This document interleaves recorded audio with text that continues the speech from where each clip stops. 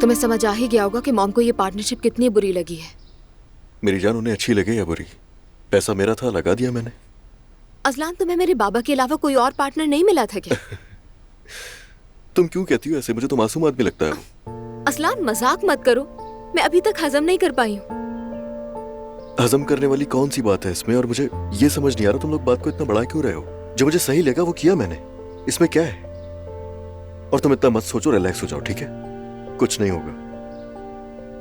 मैं सोच रही थी नाश्ते के बाद एक बार फिर मॉम से जाकर बात कर लूं। ठीक है मेरी जान, चली जाना, लेकिन ओपनिंग पर लेट नहीं होना तुमने।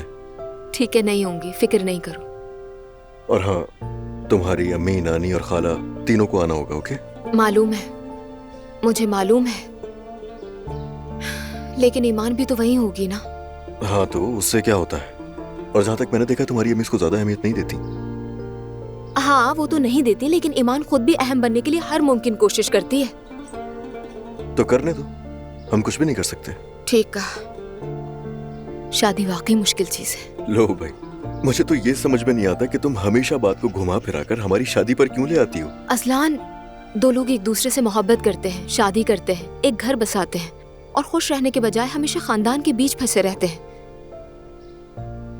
मिसाल के तौर पर हम। हाँ, ऐसा ही है, मगर ये सब कुछ फितरी है, हम इससे बच नहीं सकते। बदकिस्मती से। सुबह बखैर। Good morning. वैसे कल रात खाने पर जो तुमने किया वो मुझे कुछ खास पसंद नहीं आया। मैंने क्या किया है? मैं समझी नहीं। यही तो मसला है तुम्हारा, पता है?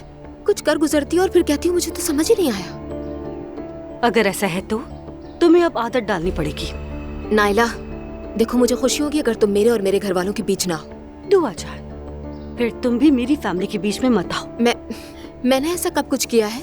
तुमने अपने बाबा को बीच में डाला, अजलान से काम करवा रही हो, उसे इस घर से दूर करने के लिए कोई कसर नहीं छोड़ रही हो, और इसका असर मुझ पर और मुस्तफा पर पड़ रहा है। नाइला, मेरा अजलान के काम से कोई लेना देना नहीं, और मुझे तो इस बारे में कुछ पता भी नहीं था। हाँ बिल्कुल, यही तो कहती हो कि पता नहीं था। सुनो दुआ, एक बात याद रखना, तुम मुस्तफा भोला भाला और खामोश हो सकता है, लेकिन उसके पीछे मैं हूँ। अपने शौहर को अकेला नहीं छोड़ूंगी, ये बात तुम अपने छोटे से दिमाग में बिठा लो, समझी?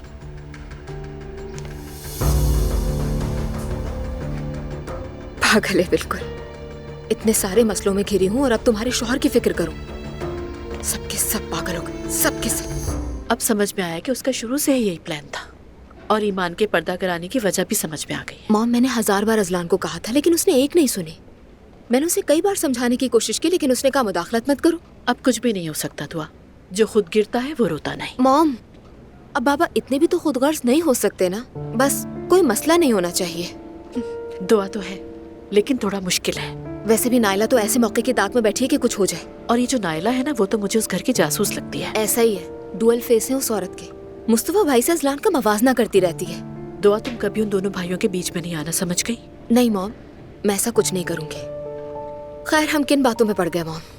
आज शाम फंक्शन में आ रही है ना, कितने बजे तक आएंगे ताकि मैं उसी हिसाब से सारी तैयारी करूं? दिल तो बिल्कुल नहीं चाह रहा। मॉम प्लीज ना, देखिए मैंने फातिमा आपा को भी बुलाया है। मैं चाहती हूँ कि हम सब साथ रहें, मुझे ईमान के साथ अकेले नहीं रहना वहाँ। ओके बेटा, अब मैं क्या कहूँ तुमसे? तुमने तो फातिमा को भी बुला लिया, अब मेरा दिल चाहे ना चाहे आना तो पड़ेगा ही ना। ठीक है, जबरदस्त। अब ब्रेक में कितनी देर बाकी? मैं जिमल से मिलकर आ जाती हूँ। बस 5 मिनट्स, वो यहीं से गुजरेगी, मिल लेना। नहीं नहीं, मैं बाहर गार्डन में चली जाती हूँ, वहीं उसको मैसेज कर दूंगी। ठीक है बेटा, जैसे तुम्हारी मर्जी। ठीक है मॉम, ख्याल रखना अपना बेटा। आप भी। खुशामदीद। कैसी हो मेरी प्यारी बहन? बहुत याद आती है तुम्हारी, कभी मिलती ही नहीं तुम। वाकई यार। देखो तो जरा, क्या सिर्फ मुझे लग रहा है या तुम्हारा पेट वाकई में बढ़ गया है? हाँ, थोड़ा सा। दुआ, एक काम करो ना, जिस तरह सब करते हैं ना, हर महीने आईने के सामने खड़े होकर तस्वीर खींचते हैं और फिर आखिर में बच्चे के साथ तस्वीर। अरे लड़की, हंसो नहीं, सारी प्रेग्नेंट इन्फ्लुएंसर्स यही करती हैं, तुम क्यों पीछे रहो? तुम भी करो। हाँ, बस पेट की तस्वीर की कमी, अब वो भी पूरी हो जाएगी तो मुकम्मल पैकेज हो जाएगा। अरे बस भी कर दो, फजूल बातें मत करो। नहीं मेरी जान, तस्वीरें लेने में अब कोई ज्यादा इंटरेस्ट नहीं रहा। दुआ, तुम ठीक तो हो ना? मतलब शादी कैसी चल रही है? हमारी तो बात ही नहीं हो पाती। ठीक हूँ, शादी अच्छी है, मतलब मुख्तलिफ है। अगर अलग घर में होते तो और बेहतर होती। अलग शिफ्ट हो जाएंगे, लेकिन फिलहाल ऐसा कोई प्लान नहीं है हमारा। अरे चलो यार, गुजारा करो अभी। एटलीस्ट तुम्हारे साथ मॉम और नानी तो नहीं है ना? बात सुनो, अभी से शादी के ख्वाब देखने मत लग जाना। अरे नहीं भाई, पागल हो क्या? वैसे भी ज़ैनब मैडम तुम्हारे बाद मुझे इतनी जल्दी नहीं छोड़ेंगी। बाबा की कॉल आ रही है, बाद में बात कर लूंगी। क्यों?